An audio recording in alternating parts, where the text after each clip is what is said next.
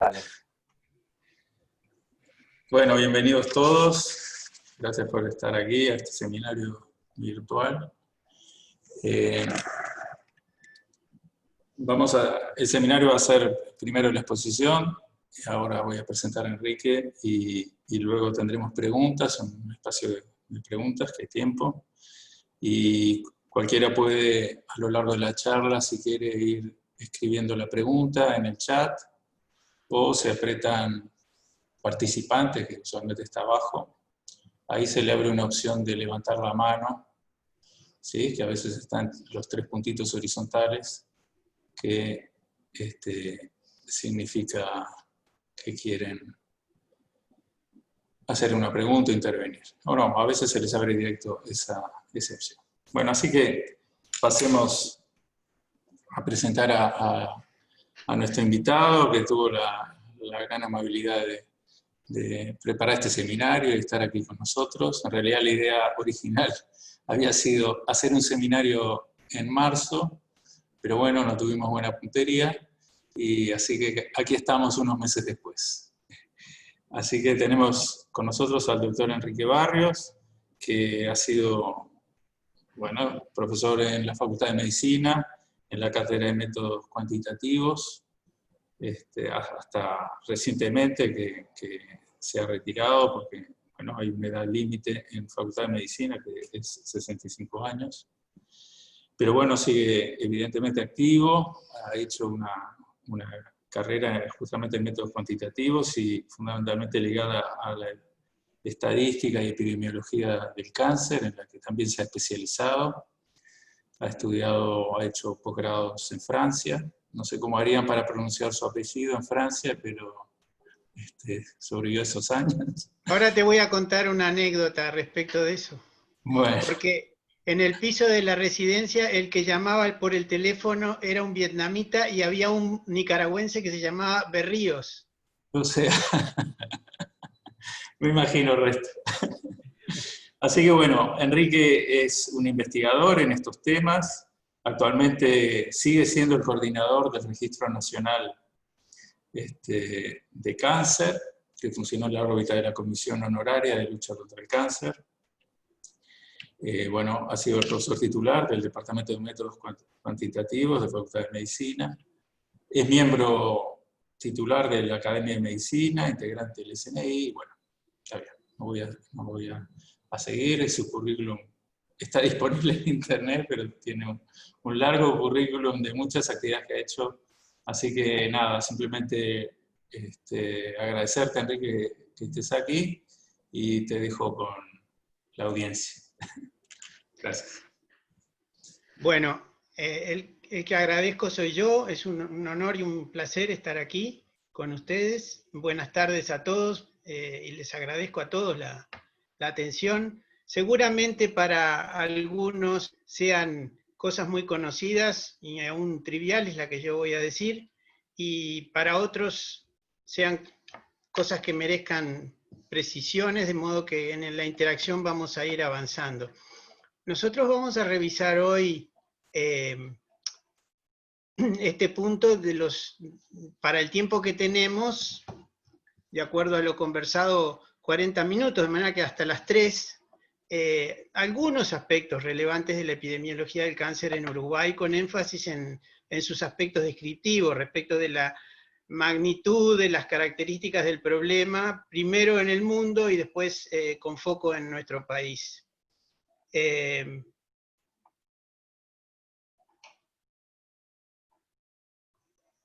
Creo que ahí pasé a pantalla completa, ¿se ve bien? Sí. Bien. Aquí les dejo, para aquellos que quieran profundizar, todas las cifras y los detalles que yo voy a mencionar aquí. Se pueden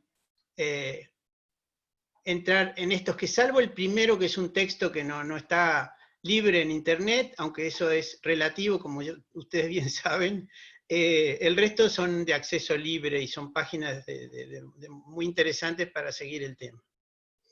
Bueno, para aquellos que no están muy en el asunto de la enfermedad, yo recuerdo que el cáncer, que no es una enfermedad.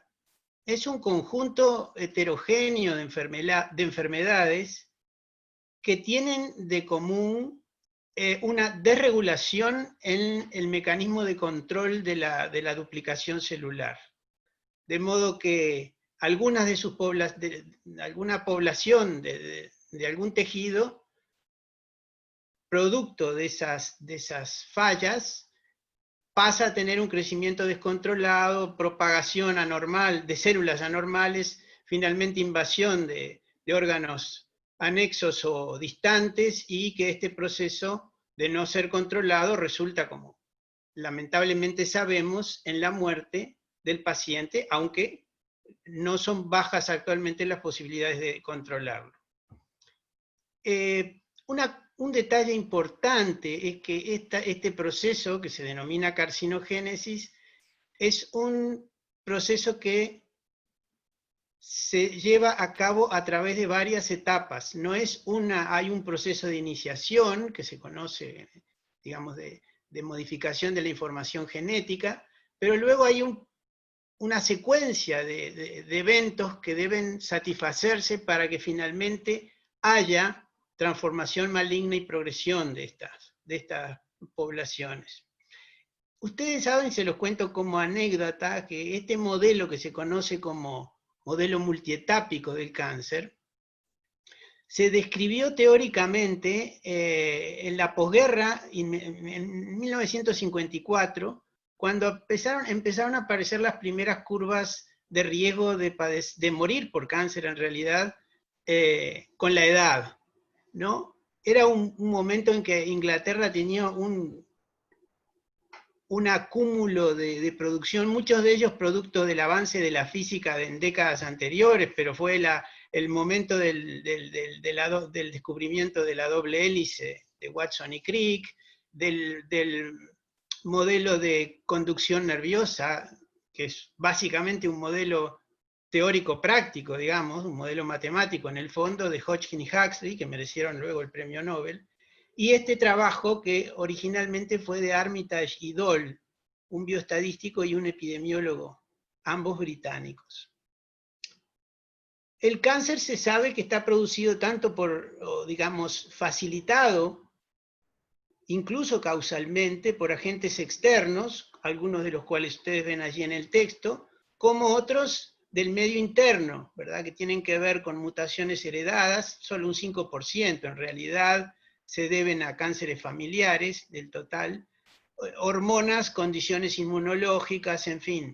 Pero también mutaciones que pueden ocurrir como consecuencia del propio metabolismo, producto del daño oxidativo, entre otros. Hay, digamos, detalles moleculares y celulares mucho más precisos, pero lamentablemente no soy yo quien puede opinar de estos detalles, pero esta secuencia tiene ya, digamos, procesos que han ido progresivamente aclarándose con la investigación científica, y de hecho hay muchos tratamientos que influyen potencialmente en distintas etapas de esta transformación, incluso después que está producido la transformación maligna. Vamos a ver algunos aspectos de la epidemiología descriptiva. Solo, digamos, no voy a insistir con esto porque incluso ahora con el coronavirus todos ya conocen cómo es el asunto de estas cosas, pero para ponernos de acuerdo en los términos nada más, siendo este recipiente que está aquí y los puntitos los enfermos de una cierta enfermedad, en nuestro caso el cáncer, tiene una entrada a este compartimiento a la que le denominamos incidencia, da una idea, digamos, los casos nuevos que son diagnosticados y que hacen que el individuo pase a integrar el compartimiento, y otra flechita de salida que puede eventualmente ser la curación o la muerte. Ambas son funciones del tiempo, de modo y de la población expuesta a riesgo, de modo que se miden en tasas, en este caso es una tasa cruda, y la proporción o los pacientes que están en un cierto delta T en un cierto instante en la condición de enfermos, eso se llama casos prevalentes, ¿verdad? Y la prevalencia es función de la incidencia, es decir, de la magnitud con que se ingresa al compartimiento, y del delta S, que es la probabilidad de sobrevivir o de salir del compartimiento, asumiendo que el principal evento es la muerte. Hay una cuestión fundamental para ponernos de acuerdo en las cifras, digamos, en las tasas a las cuales yo me voy a referir. Y depende justamente de esto que yo les mencionaba al principio de la charla, que es el riesgo de padecer en azul o de morir en rojo, expresados a través de las tasas específicas por edad. Presenta en cada uno de estos puntos, la tasa específica por edad para el caso de la incidencia y para el caso de la mortalidad. Y ustedes vean que efectivamente el riesgo de padecer la enfermedad, estos son ambos sexos, todos los sitios reunidos, es bien dramático y es una enfermedad que aparece con el tiempo. Este es un punto central. Sus repercusiones, digamos, son variadas. En primer lugar, si bien no son procesos, no son el mismo proceso, el proceso de transformación maligna está ligado a la senescencia celular, a los deterioros que tiene la célula acumulados en el tiempo. En segundo lugar, tiene una consecuencia clínica notoria, es que la mayor parte de los casos ocurrirán en personas de edad avanzada, muchos de ellos con comorbilidades, de modo que eso agrega complejidades en el plano del tratamiento, y tiene una consecuencia epidemiológica notoria, es que no podemos comparar las tasas crudas de dos poblaciones que tienen configuraciones demográficas distintas. Por ejemplo, Uruguay, país europeo que tiene una alta proporción de personas en edades avanzadas, va a tener, solo por eso, más incidencia de cáncer, o incluso algunos de nuestra América Latina, que tienen unas pirámides más triangulares, más de edades jóvenes.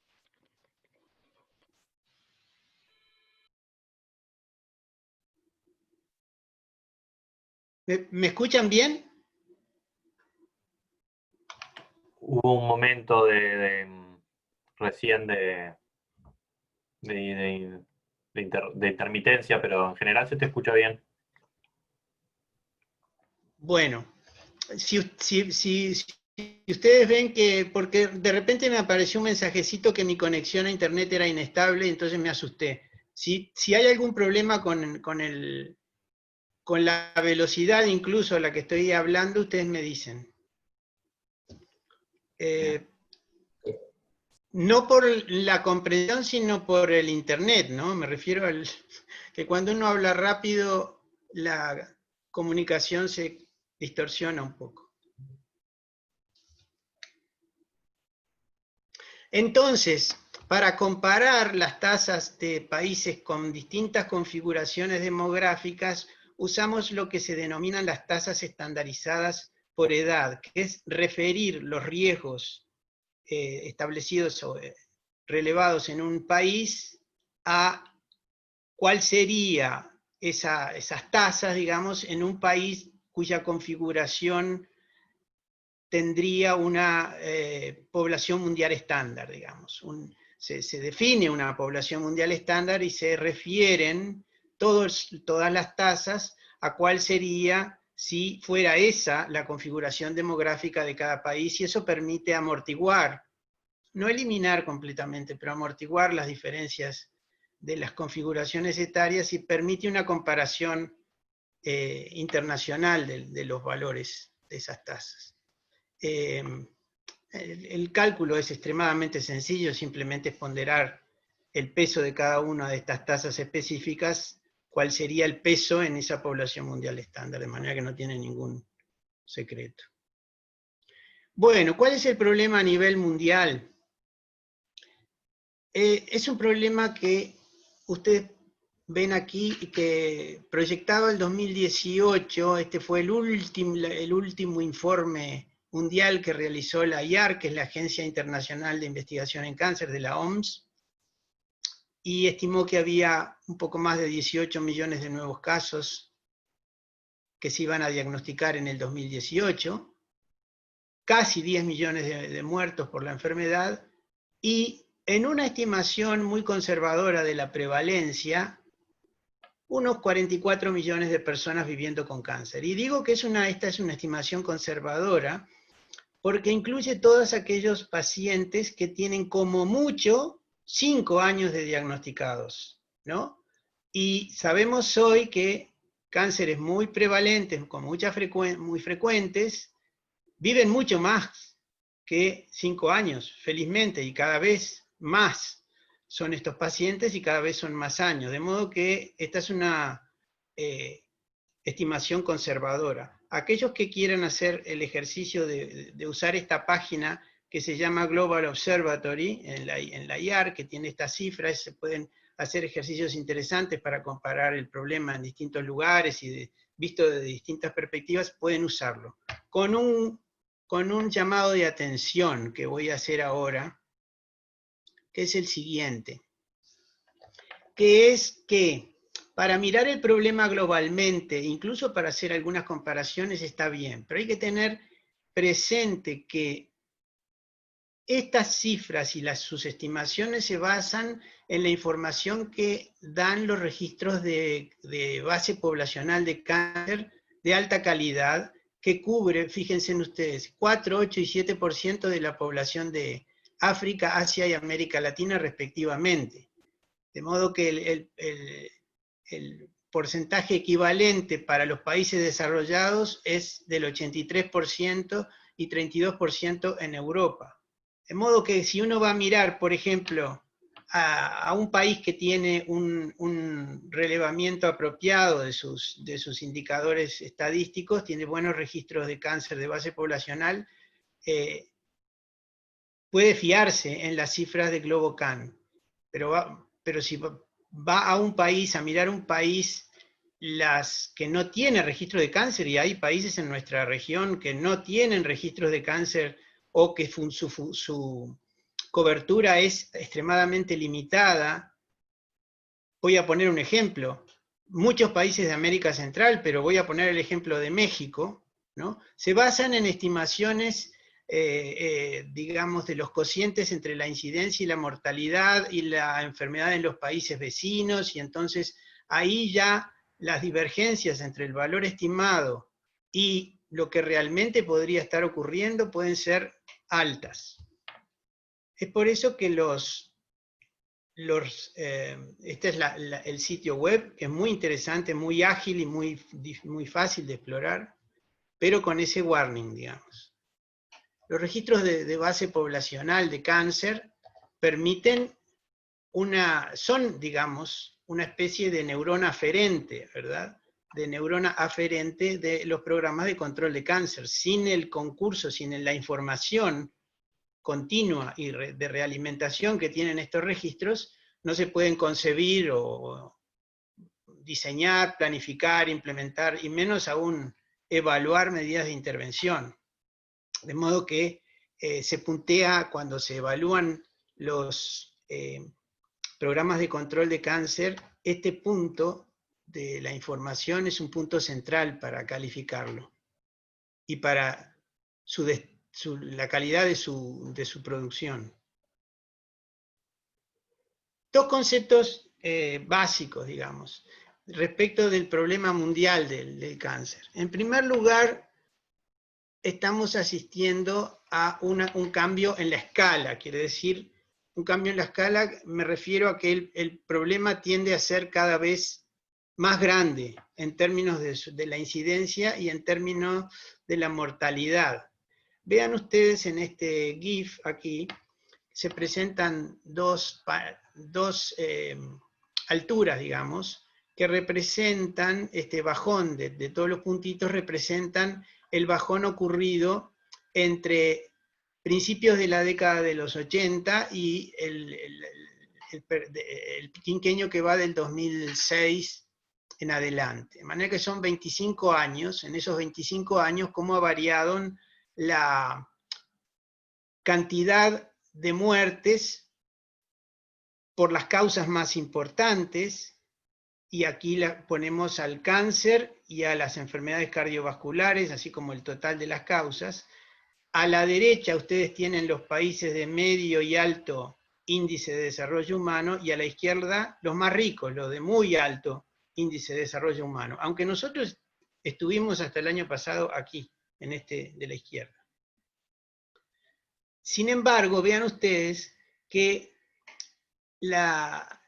lo que se advierte es que, en primer lugar, todos los bajones son más significativos en los países más ricos. Hay mejor control en general de la mortalidad por estas enfermedades crónicas.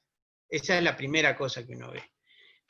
Pero la otra cosa que uno ve es que el bajón es en ambos mucho más grande en las enfermedades cardiovasculares que en el cáncer. De manera que el cáncer emerge con una, digamos, potencia relativa mayor a aquella de las enfermedades cardiovasculares, y amenaza ser la primera causa de muerte en el futuro. Vamos a dejar de lado todas estas amenazas infecciosas que han aparecido, donde la pandemia es una de ellas, pero la amenaza que tenemos sobre la resistencia a los antibióticos no deja de ser aterradora. En fin, este es un punto importante. Pero el punto de la escala es, vean ustedes que de 2018 millones en 2018, la proyección es que sean casi 30 millones en el 2040. Y ya se está observando una divergencia entre las tendencias que están ocurriendo en el descenso de la probabilidad de morir prematuramente por cáncer entre 30 y 69 años, respecto de los valores puestos como meta por la OMS, que son estos dos. El naranja que ustedes ven aquí es para los de low income countries, los de bajo ingreso, los más pobres, en el punto naranja, y el punto negro, el círculo negro, es la meta para los más ricos. Ustedes ven que ambos tienen una divergencia, pero vean que la divergencia es notoriamente distinta en los países más pobres. Este es el problema de la escala, y aquí está el problema diferencial, que es un desafío para los programas de control de cáncer en los países más pobres. Vean ustedes que el progreso en la reducción de probabilidad de muertes prematuras en los países más ricos de alto índice de desarrollo humano ha sido del 20%, mientras que en los de bajo ingreso del 5%. Esto refleja una desigualdad o una inequidad global creciente. Y aquí también se puede ver, vean ustedes que entre el 2010 y el 2030 los casos aumentan casi duplicándose, es el tamaño del círculo, pero vean que el componente rojo de los países menos desarrollados es el que gana fuerza. Y gana fuerza por esto que voy a decir ahora. Este es el problema del cambio en la escala, digamos, del problema que tienen todos los sistemas de salud de los países más pobres, que se les viene un problema que va a ser cada vez más grave, de mayor cuantía, y para el que la disponibilidad de recursos humanos y materiales es limitada en estos países. Aquí ustedes ven, digamos, por qué una de las causas de este asunto es la transición demográfica epidemiológica. Esto fue lo que ocurrió en Uruguay en el siglo pasado. Vean, entre principios y finales del siglo, cómo Uruguay cambió la pirámide poblacional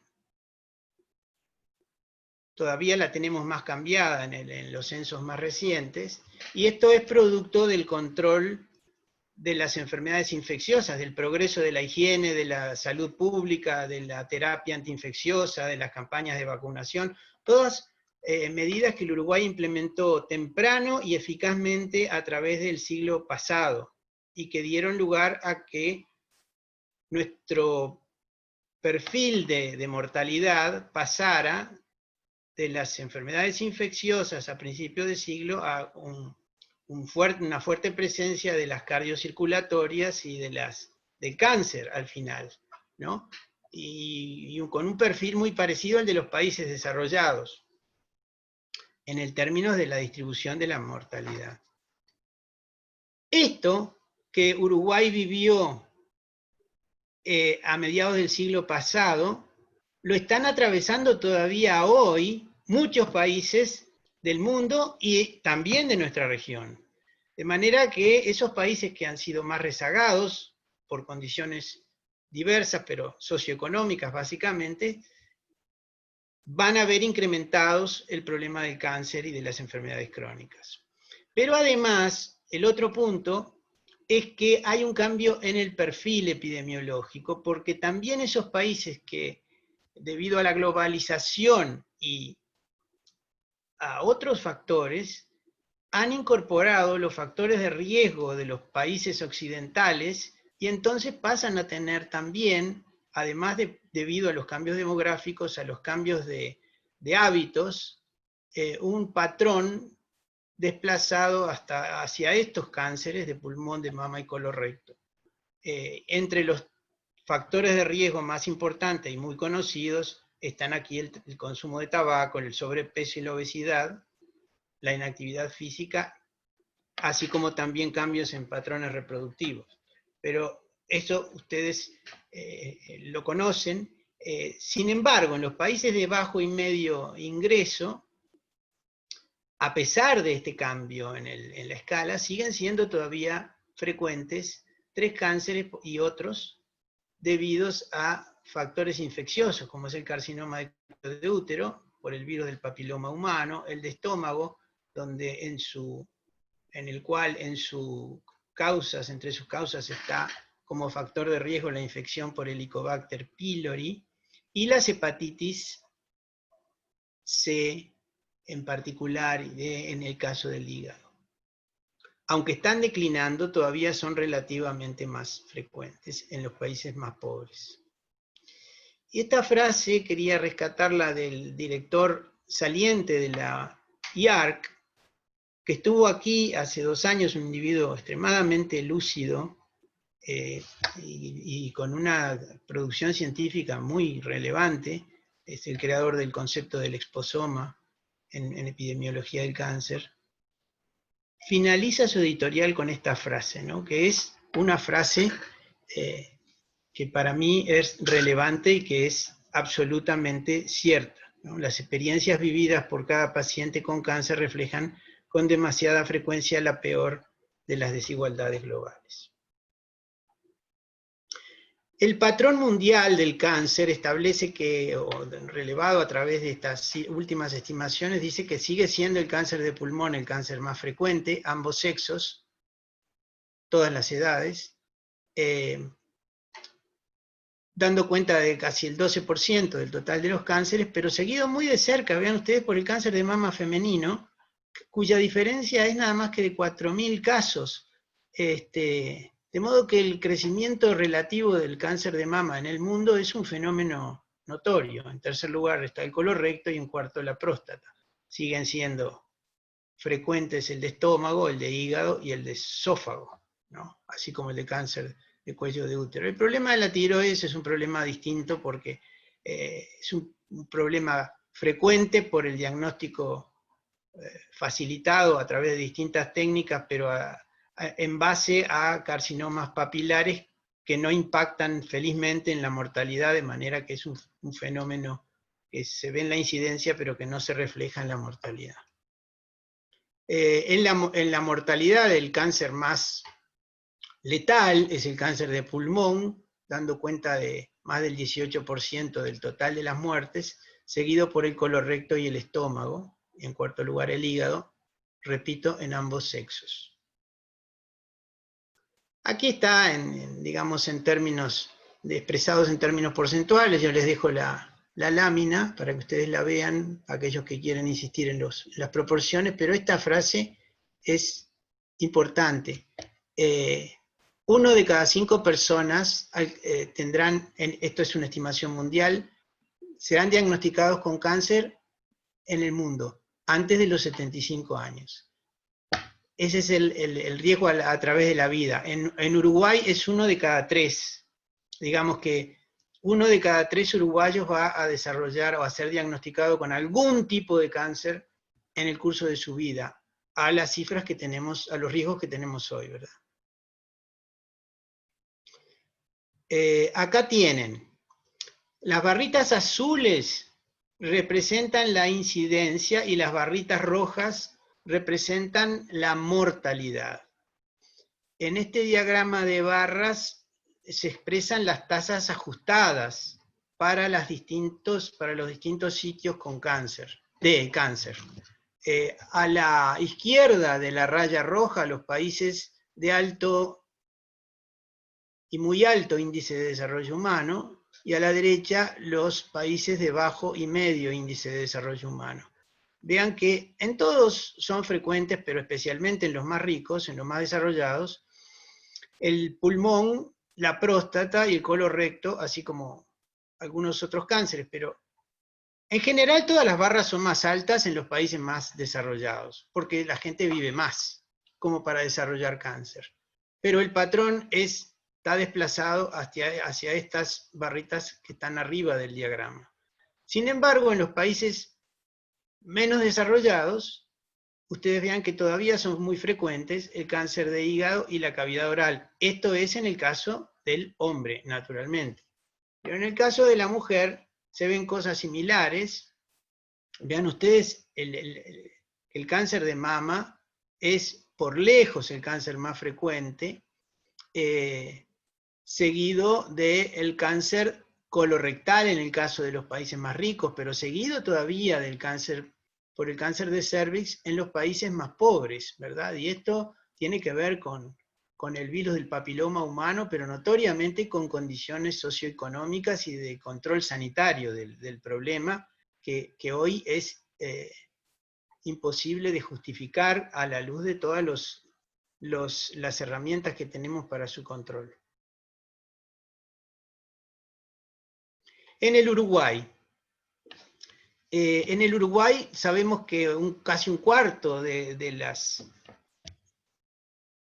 las causas de muerte son debidas al cáncer, siguiendo muy de cerca, cada vez más de cerca, aquellas del aparato cardiocirculatorio, que diagnosticamos unos 17.000, o registramos, mejor dicho, unos 17.000 diagnósticos nuevos cada año, pero de esos 17.000, más o menos unos 4.000, poquito menos de 4.000, son cánceres de piel, que habitualmente de piel de tipo no melanoma, que se suelen quitar de las estadísticas, de manera que tenemos unos 13.000 y algo de cánceres duros, invasores. Aquí están descartados los in situ, y se registran más de 8.000 muertes cada año, unas 8.100, 8.200 muertes. Vean ustedes que el Uruguay, aquí se representan en azul intenso aquellos países, que son solo 48 en el mundo, cuya causa de muerte más frecuente prematura, aquí se establece como causa de muerte prematura aquella que ocurre antes de los 70 años, al cáncer.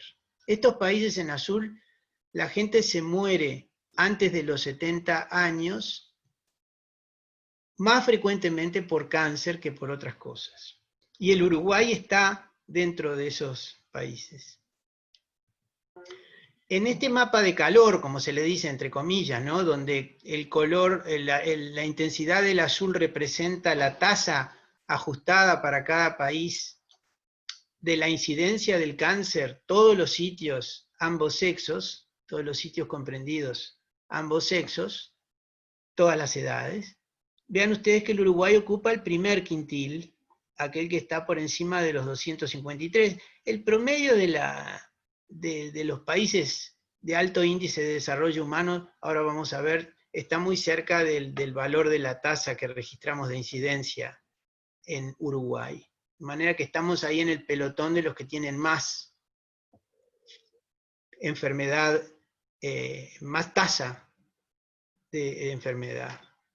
Pero, ¿cuál es el problema con el Uruguay? Es que el mapa de calor de la mortalidad nos deja también en el quintil superior, cuando los países más desarrollados, con los que compartíamos el quintil en el mapa azul, lo han abandonado porque han progresado en su control, ¿verdad? Y nosotros no reflejamos las mismas cifras en términos del control, tomando como medida de control a la tasa de mortalidad, que es la medida más dura que se puede tomar en términos estadísticos o sanitarios para medir el éxito del control. Vean ustedes lo que yo les decía. Acá tenemos en las barras azules siempre la incidencia y la mortalidad en rojo, y grandes contingentes de países, los de muy alto, medio y bajo índice de desarrollo humano, y la China y la India aparte, porque son, bueno, solo por el tamaño de sus poblaciones y de sus condiciones, además, propias, se quitan de este conjunto, o así lo hace el Globocan, digamos. Y aquí está el Uruguay, cómo se ubica. Vean que las cifras de incidencia se parecen mucho a aquellas de los países de muy alto desarrollo humano. Estamos ahí, muy cerca. Pero, sin embargo, nuestras tasas de mortalidad son 130 respecto de 100, ambos sexos reunidos, todos los sitios, ¿verdad? De modo que los cocientes mortalidad-incidencia, el cociente mortalidad-incidencia es simplemente el cociente de la barra roja sobre la barra azul, pero su complementaria, es decir, el M sobre I sería cuántos se mueren en función de cuántos hay, crudamente, digamos. Pero su complementaria sería cuántos sobreviven, entonces. Y se puede demostrar, no para cada sitio en particular, pero en general, que no es una mala proxy, una mala estimación proxy de la sobrevida a los 5 años, este valor, ¿verdad? Se acerca bastante a la sobrevida relativa a los 5 años, y en nuestro caso es más o menos de la mitad. Es mejor que la que tienen otros grupos de países, pero estamos en desventaja respecto de la cifra de los países más desarrollados. ¿Cuál es el patrón de Uruguay? Bueno, como ya se sabe, muy similar al de los países de más alto índice de desarrollo, con tasas muy, muy próximas. En el caso del hombre, la próstata es el cáncer más frecuente, el pulmón y el colorecto le siguen. En términos de mortalidad también lo que ocurre en el mundo, el principal cáncer en términos de mortalidad es el pulmón, y todavía tenemos entre las 4 primeras causas de mortalidad al estómago, ¿verdad? Este es un problema que, si bien ha decaído, en los años 60, cualquier patólogo veterano que esté vivo va a decir que si algo diagnosticaba en la década del 60 era cáncer de estómago, era por lejos el cáncer más frecuente. Con el advenimiento de los refrigeradores y de la eliminación de la sal, así como del control de las infecciones, especialmente, digamos, con foco en el Helicobacter, esto ha caído, pero en el Uruguay hay una cierta resistencia que caiga por debajo de esto. En el Uruguay el cáncer de mama es el más frecuente.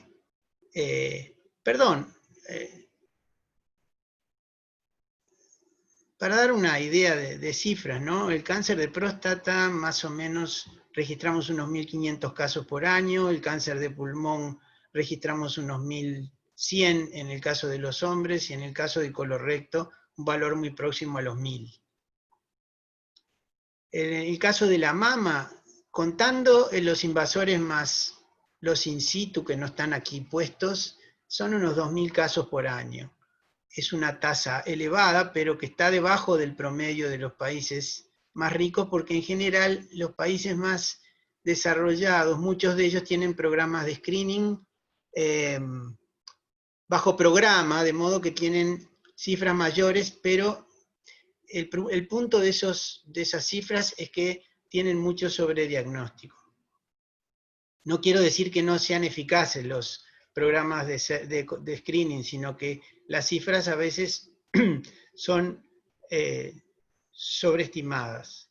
De modo que aquí tienen la relación entre la mortalidad y la incidencia para el colorecto también, y para el cervix, que sigue estando aquí como tercera causa en la incidencia. Pero vean ustedes, hecho muy importante en el patrón uruguayo es el pulmón.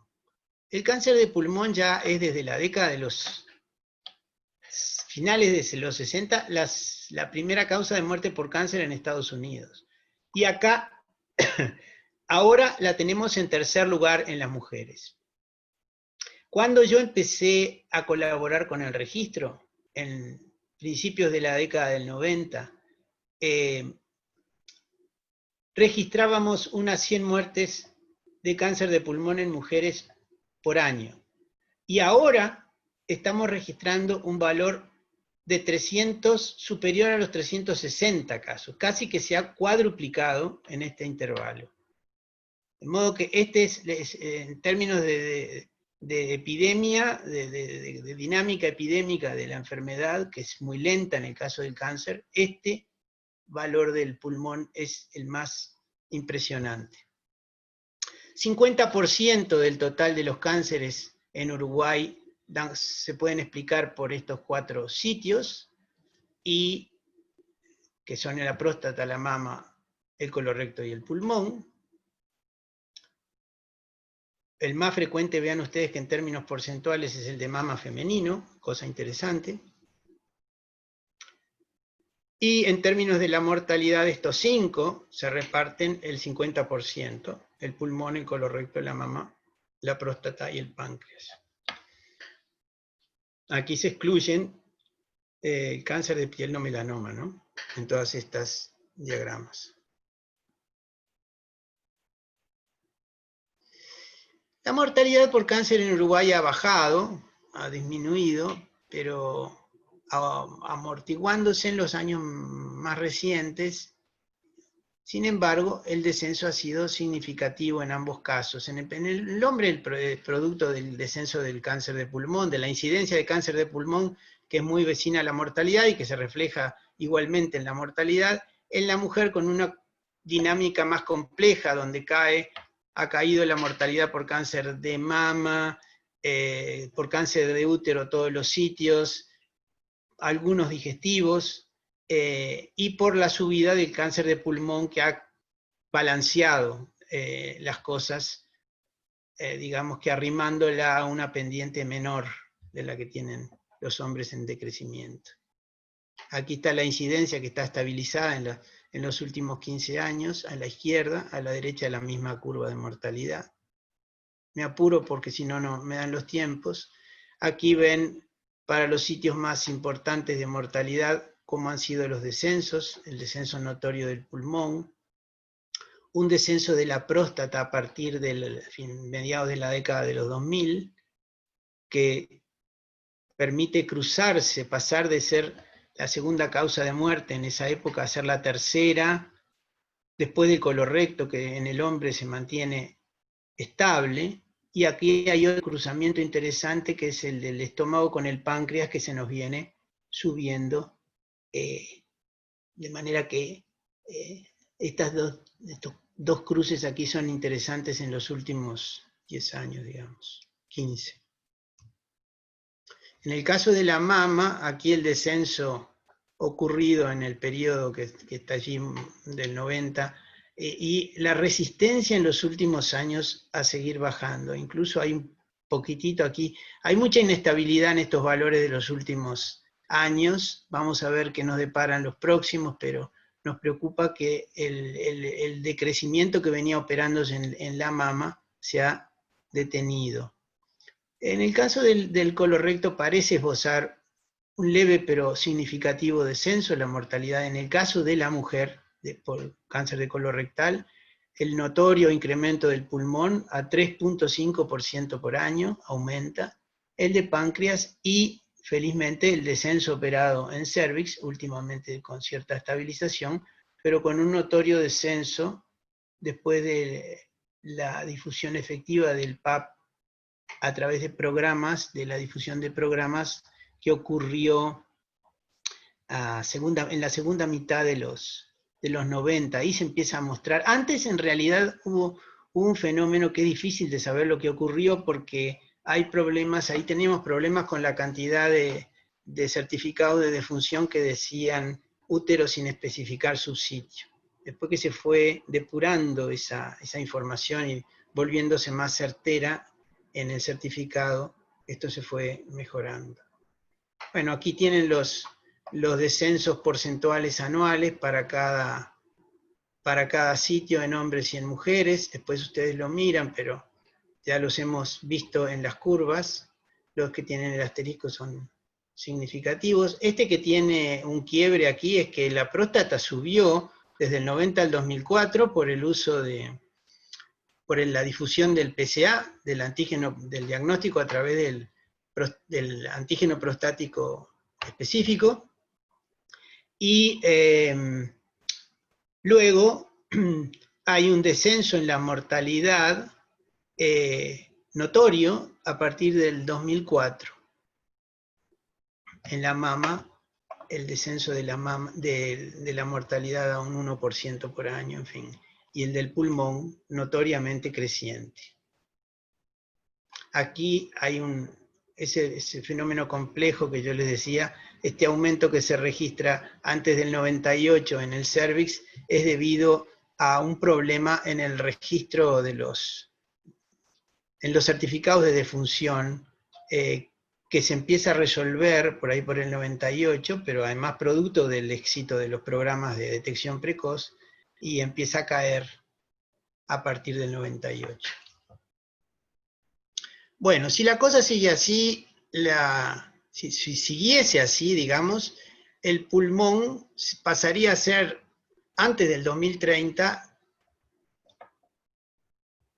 el cáncer mayor que impacta mayormente en la mortalidad en la mujer. No obstante, aquí tenemos dos problemas. Uno es que la mortalidad por cáncer de mama no ha seguido descendiendo, sino que se está estabilizando, como lo hemos dicho.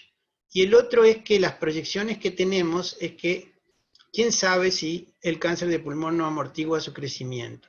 Este es un trabajo que publicamos en el 2018 con la gente de la IARC, es un modelo H-Period Cohort, un modelo en base a una técnica, bueno, no voy a entrar en tecnicismo, pero un modelo que explora la dinámica de las cohortes involucradas y cómo va evolucionando la enfermedad en esas distintas cohortes y en los distintos periodos en que nacen las personas, y las proyecciones es que ahora en azul son los hombres y en rojo las mujeres. Es que en las mujeres las cohortes de pacientes más jóvenes van indicando una cierta amortiguación que promete una amortiguación de las cifras generales de ascenso de la enfermedad en la mujer.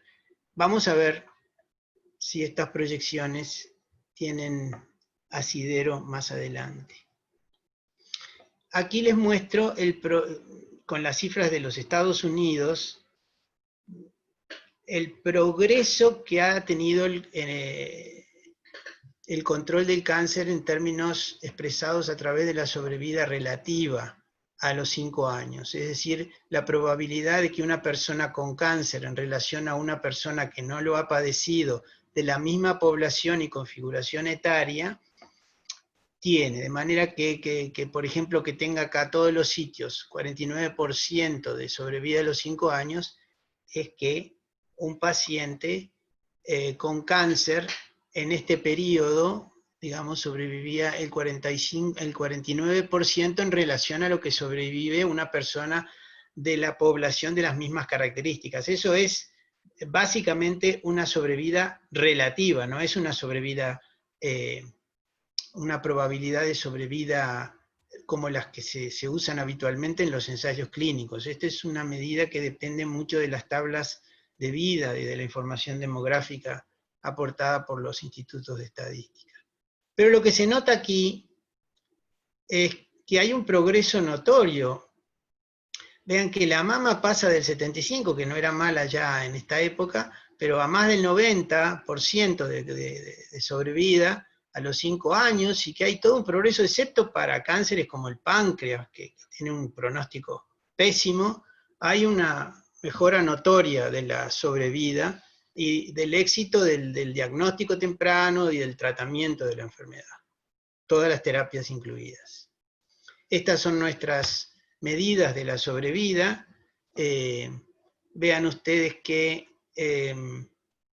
para la mama y la próstata no estamos tan lejos. Nuestras sobrevidas son, como lo refleja la mortalidad, peores que las de Estados Unidos, no por mucho, o sea, no son tan malas tampoco, pero no están al nivel de lo que se observa en Europa y Estados Unidos. El problema es todavía peor en el resto de los sitios. Ustedes ahí podrán ver, bien, vean ustedes que en cuello de útero tenemos una sobrevida a los 5 años menor al 50%. Y muchos de estos fracasos aquí tienen que ver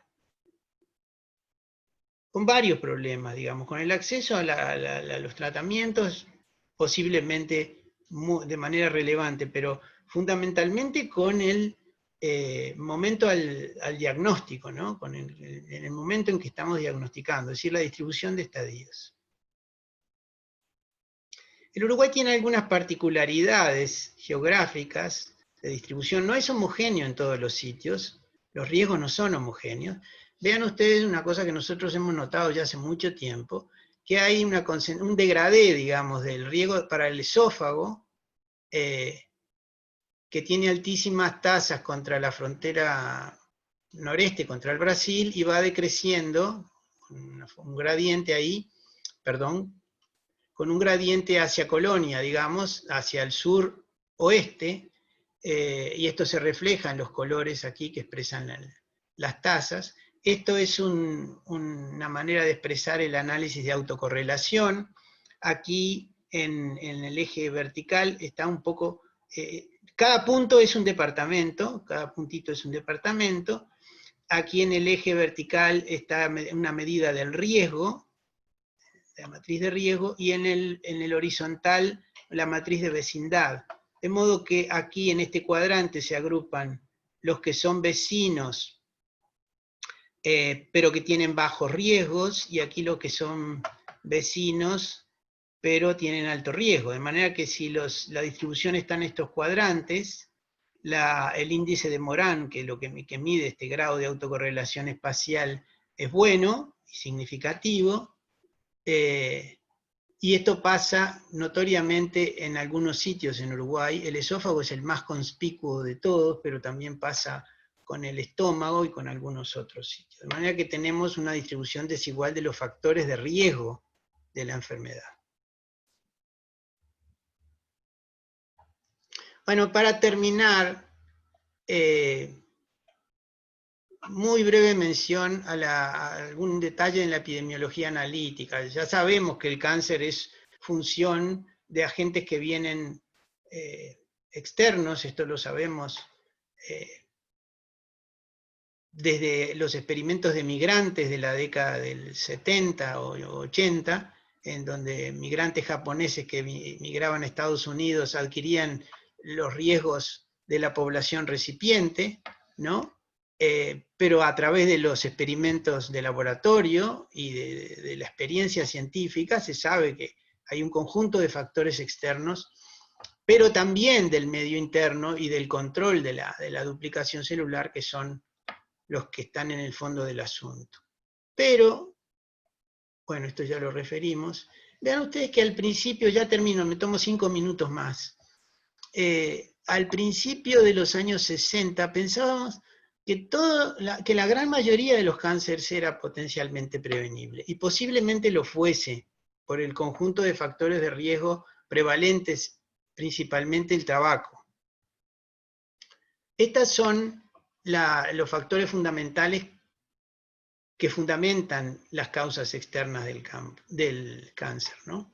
Como yo les decía, la variabilidad internacional de las tasas, pero los experimentos de migrantes que dicen que esta variabilidad no solo se debe a cuestiones, que no se debe a cuestiones genéticas, digamos, o a étnicas de las poblaciones, sino que a factores de riesgo y de hábitos de cada población, y evidencias epidemiológicas históricas, bien relevadas, así como experimentales.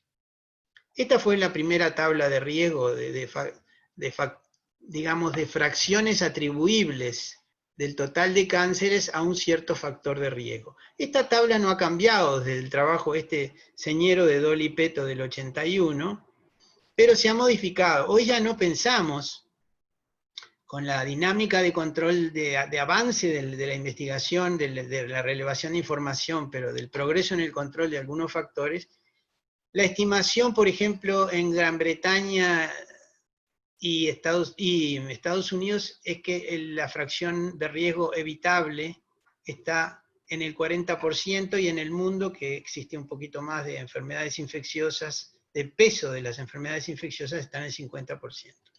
Pero si a ustedes les dijeran, tengo un medicamento que es capaz de curar el 50% de los cánceres sin ningún sufrimiento, simplemente evitando factores conocidos, este es la mejor y más barata de las estrategias posibles, ¿verdad? Y es por eso que están los esfuerzos enfocados allí.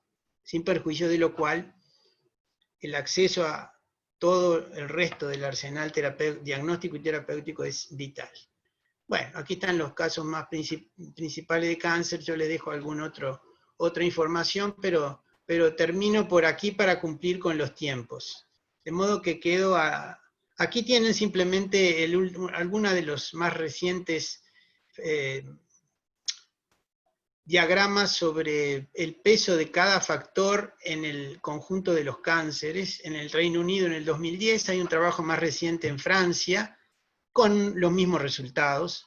El tabaco, poco menos del 20%, la dieta, sobrepeso y obesidad, que ahora se separa de la dieta, son dos variables que antes se agrupaban, pero que se consideran independientes, de alcohol, en fin, y otros factores que ustedes verán allí.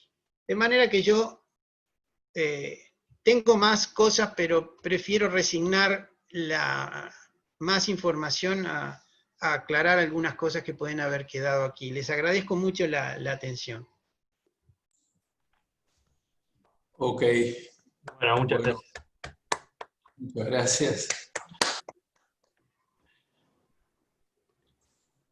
Lo que no ha logrado las pantallas es agradecer en forma decente al expositor, así que me hago cargo de eso y agradezco muchísimo, Enrique, tu exposición, que ha sido muy clara y muy bien dirigida a la audiencia que tenemos. Así que muchas gracias por todo el tiempo involucrado en este esfuerzo. ¿Hay alguna pregunta por acá? Hay una pregunta que hace Henry Ortega que se junta con una pregunta que yo también quería hacer. Henry preguntaba cuáles serían las razones de las altas tasas de mortalidad sobre incidencia de Uruguay, pensando en que el acceso a la salud es universal, se tratan malos diagnósticos, malos tratamientos. Yo ampliaría un poco esa pregunta porque la iba a hacer en el sentido de que si uno mide el cociente de mortalidad sobre incidencia, pero haciéndolo sobre índices estandarizados en edad, los números dan algo diferente a lo que mostraste, porque no estaba en esa hipótesis. Y a nosotros nos ha llamado la atención ver que, bueno, más allá de los datos, la calidad de los datos en países de América Latina, y hay un promedio mortalidad sobre incidencia que uno puede hacer usando los datos del 2018 de Globocan. Uruguay aparece con un 58% estandarizado en edad, mientras que Argentina aparece con 48%, Brasil 42%, y bueno, y otros países menos cercanos, quizás como Bolivia, Paraguay, tienen índices también menores que Uruguay. También hay problemas en la calidad de los datos, por supuesto. Pero si nos comparamos con España, por supuesto, Uruguay, SM sobre I, da 58, España 34, Australia, Nueva Zelanda 0,21. Y como en la charla anterior de la semana pasada, también mostraban que si lo miramos en cáncer de mama, por ejemplo, Uruguay tiene un M sobre I estandarizado en edad de 0,28 y España 0,14, lo cual pega duro, ¿no? en lo que son los resultados de la lucha contra el cáncer en Uruguay. Entonces la pregunta de Henry, la mía también es, ¿qué percepción tenés vos de estos números en el sentido de qué está fallando en Uruguay, un país con ingresos medianos, altos hasta hace poco en términos de HDI, pero acceso universal a la salud, en fin, ¿qué podrías comentar quizás? Bueno, en primer lugar hay que tener cuidado con los cocientes mortalidad e incidencia. Creo que cada vez se apunta más a la medida a través de la sobrevida relativa a nivel poblacional. Comparar con países de buenos registros es una cosa saludable, aún considerando los cocientes de las tasas estandarizadas como lo mostramos. El punto es que en Argentina los registros que es después de Uruguay, Chile y Argentina son los que controlan mejor, tal vez, tienen un 30% del territorio bajo registro y el Brasil no llega al 20%, de modo que es difícil de saber en la región si esas cosas están bien o no. Pero no soy yo tampoco la persona que puede responder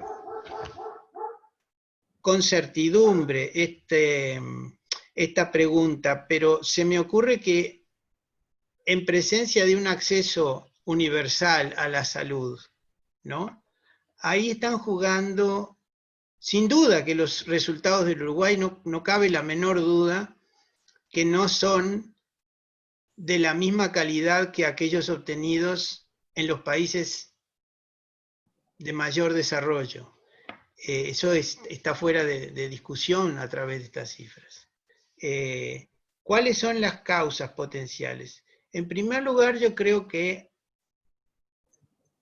hay un problema en el momento del diagnóstico. Este es un punto sobre el cual me gustaría ser mucho más preciso de lo que puedo ser, y no puedo ser más preciso de lo que soy, porque la calidad de la información sobre los estadios clínicos que figuran en las historias clínicas de los pacientes es todavía deficiente. Es decir, los médicos no registran explícitamente el estadio que es la piedra angular del tratamiento, ¿no? Es decir, una vez que se hace el diagnóstico, para tratar a ese paciente, cualquier oncólogo debe estadificar la enfermedad y decir en qué punto estoy para evaluar cuál es el arsenal que corresponde para llevar a cabo el tratamiento. El punto es que, claro, entre que se hace el diagnóstico, se piden los estudios y se consolida el estadio para dar cuenta del tratamiento, pasa un tiempo, a veces, ese tiempo es muy importante, el tiempo de espera, digamos, esos tiempos, no solo en la presentación del paciente con síntomas, o sin, pero en el que el médico ve por primera vez. En el momento en que puede consolidar el diagnóstico a través de la estadificación, es un tiempo relevante y no podemos medirlo con certidumbre, pero pensamos que es una variable muy importante. Pero el problema también es que al no especificarse explícitamente el estadio, no tenemos para cada sitio de cáncer el total de los estadios. Es decir, por ejemplo, en una localización que tenemos muy bien los estadios, podría decir que tenemos un poco menos del 70% en la mama, ¿no? Vamos a ponerle de los 2.000 casos que vemos, que diagnosticamos o que registramos, mejor dicho, anualmente, en el 70%, 60 y pico por ciento tenemos el estadio. Y ahí nos dice que más de la mitad están en los estadios iniciales.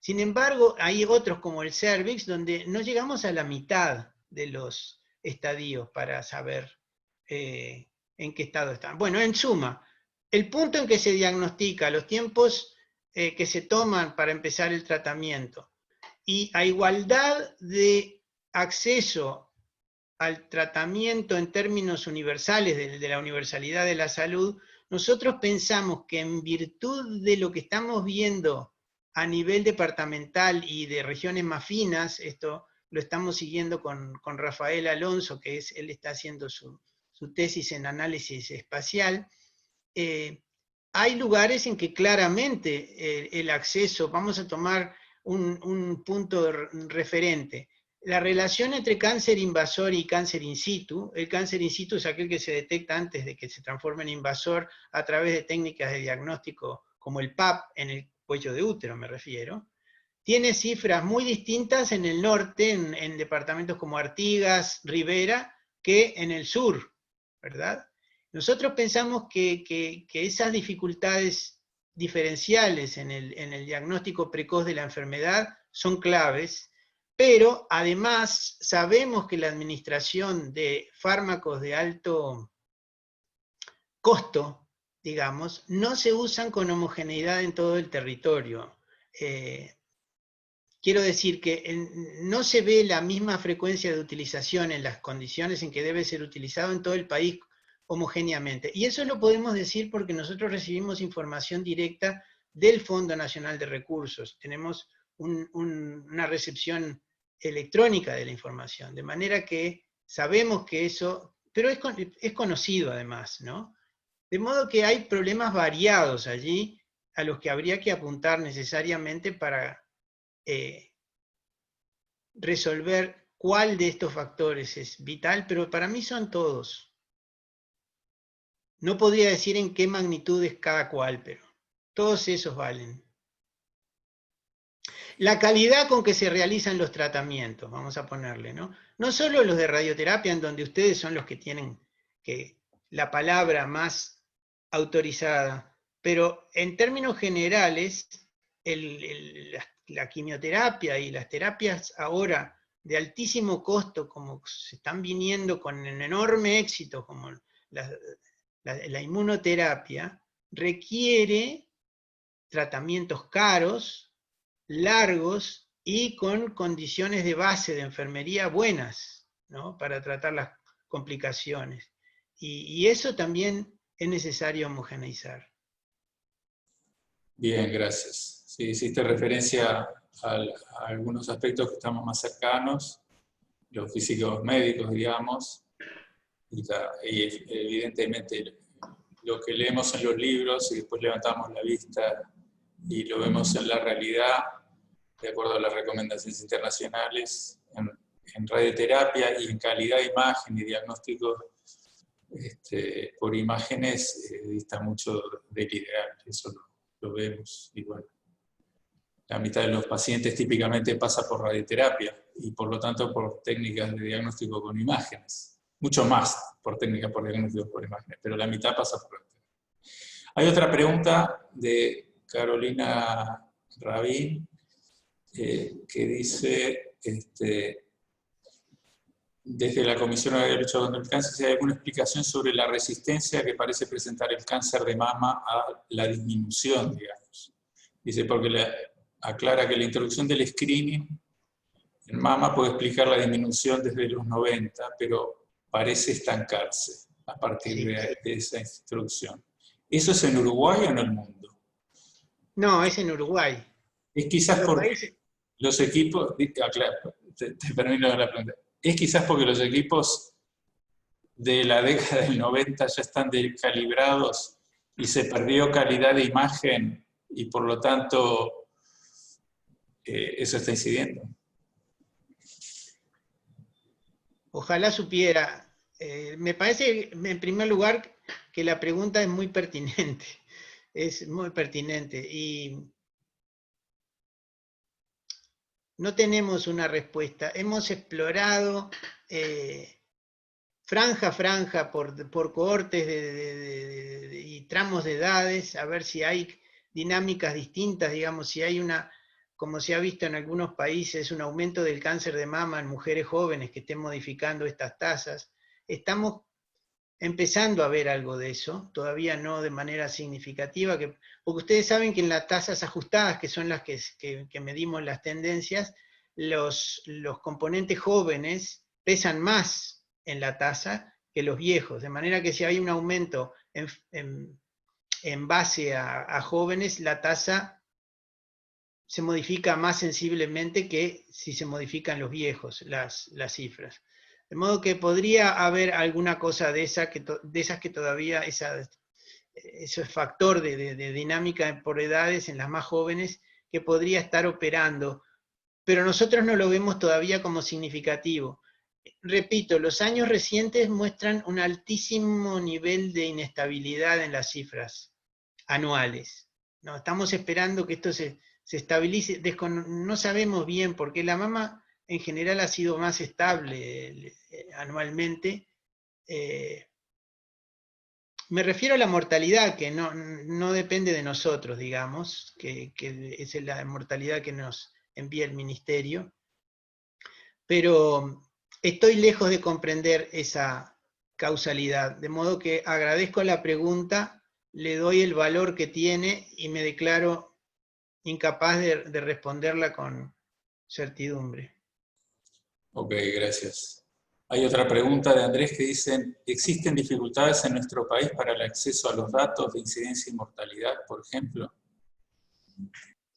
Bueno, gracias. El Uruguay tiene una ley que declara obligatoria la denuncia por cáncer. Esta ley es del primer gobierno democrático, más o menos por ahí de los 80. ¿Cuál es el problema? Es que no está reglamentada la sanción para quien no lo comunica. De modo que tenemos que ir a buscar los datos. Una vez que los vamos a buscar, la gran mayoría de los centros nos abren las puertas, nos dan los datos, ¿no?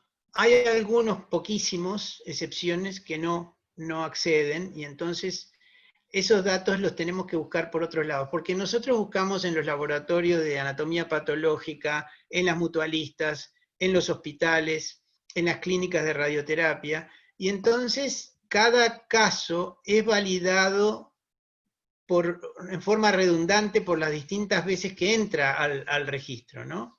De manera que el caso suele estar consolidado. No obstante ello, tenemos un DSO, es decir, una proporción de casos que debemos registrar hacia atrás, que recibimos por el certificado de función. Es decir, nosotros cerramos la incidencia de un año, pero la mortalidad nos dice, mire, estos pacientes que se murieron por cáncer este año, usted no los había registrado. Ese es un indicador de mala calidad de un registro, es decir, de aquellos que debieron haber sido registrados y no lo fueron. De modo que tenemos que ir retrospectivamente a buscarlos. Las historias clínicas de los fallecidos suelen guardarse en depósitos subterráneos, en lugares mal accesibles, no todo está informatizado apropiadamente, sobre todo en el interior, de modo que es un problema. En términos generales, nuestros niveles de DSO, de esa proporción que capturamos a través del certificado de defunción, está debajo del 9%, de manera que más del 90% los estamos capturando limpiamente. Después uno de esa otra parte la capturamos retrospectivamente y otra parte no. De modo que, por otra parte, el desarrollo que ha tenido la historia clínica electrónica promete para el futuro, pero por ahora solo nos está dando, en la historia clínica electrónica oncológica me refiero, solo nos está dando un rendimiento bajo en relación a los que estamos capturando, básicamente menor al 15%. Pero esa es una herramienta de futuro muy, muy útil, así como la conexión electrónica con otras fuentes de datos.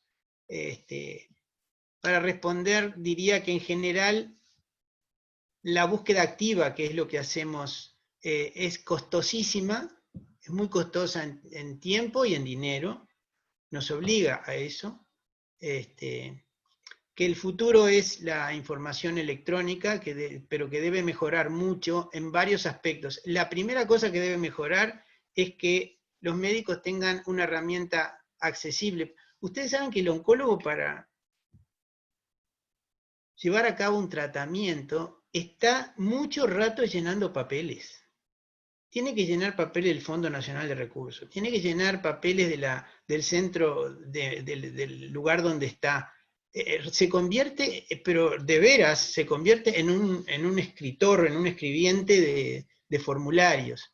Y esto es lo que debiera resolver una buena herramienta electrónica. Y todavía ese punto de sustitución del papeleo ese no ha sido resuelta, y eso hace que los médicos le den, como es lógico, más importancia al paciente que al registro electrónico, lo cual es normal, es lógico, es legítimo que el médico le dé más importancia a lo que va a hacer con el paciente que al registro, pero eso impacta en la manera como esto se convierte en información que llega bien al registro.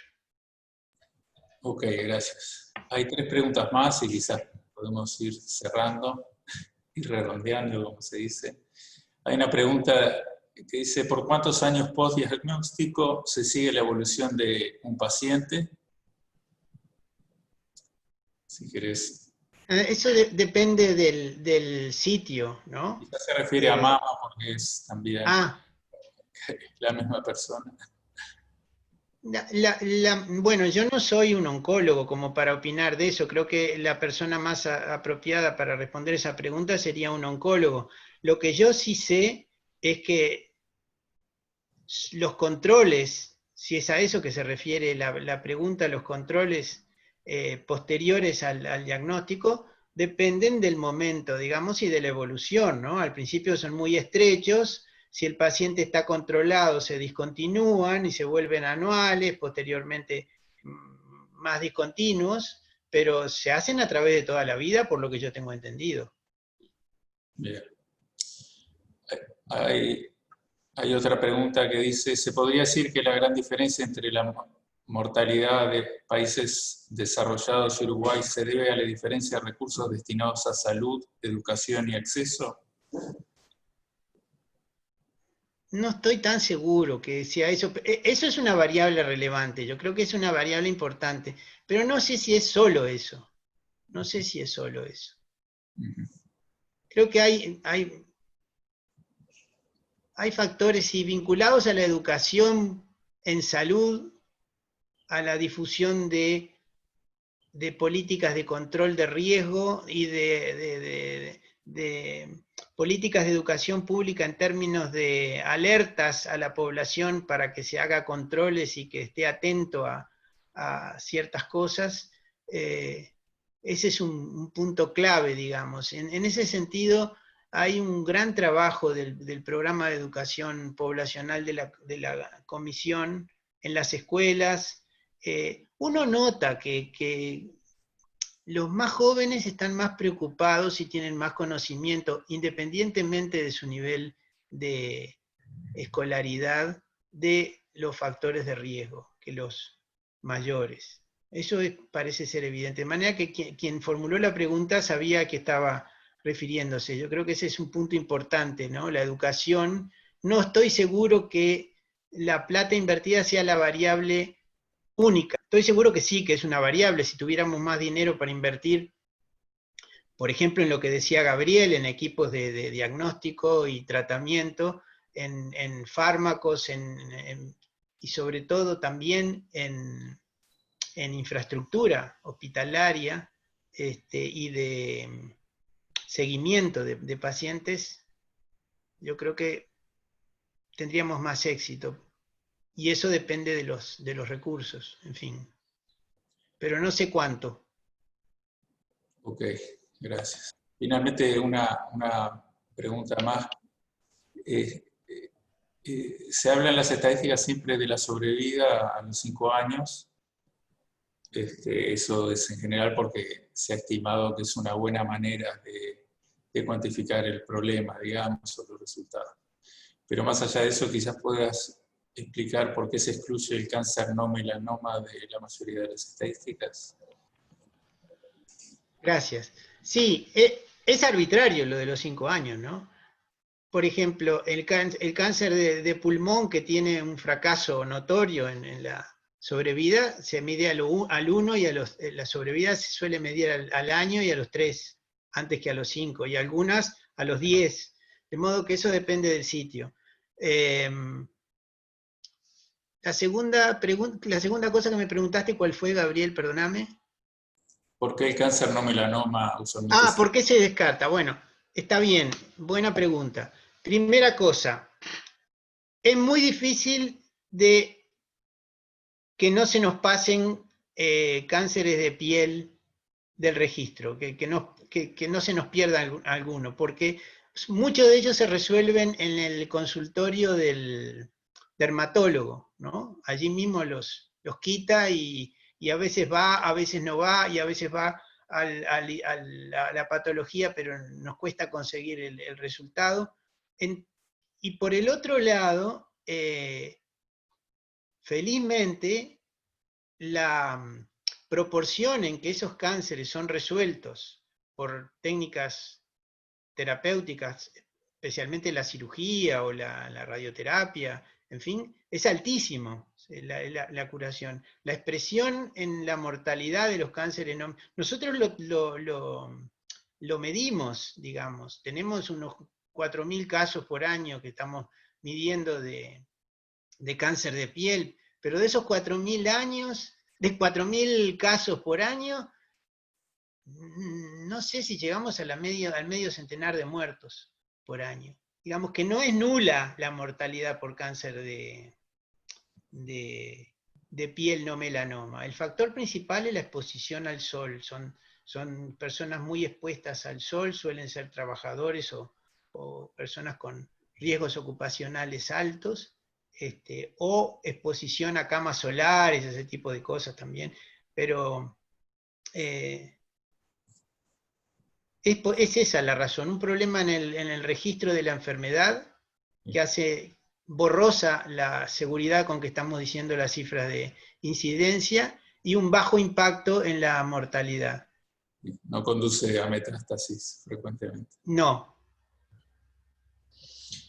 Bueno, ok, yo seguiría hablando mucho más y recogiendo preguntas, pero creo que es un momento adecuado para ir terminando. Así que, bueno, agradecerte muchísimo tu exposición. La verdad que las tablas quedan muy claras y va a quedar esto registrado, así que nada, agradecerte, Enrique, por tu tiempo y tu esfuerzo. Muchas gracias. Gracias a ustedes, un placer. Que pasen muy bien. Bueno, Chao, chao. muchas gracias. Hasta luego.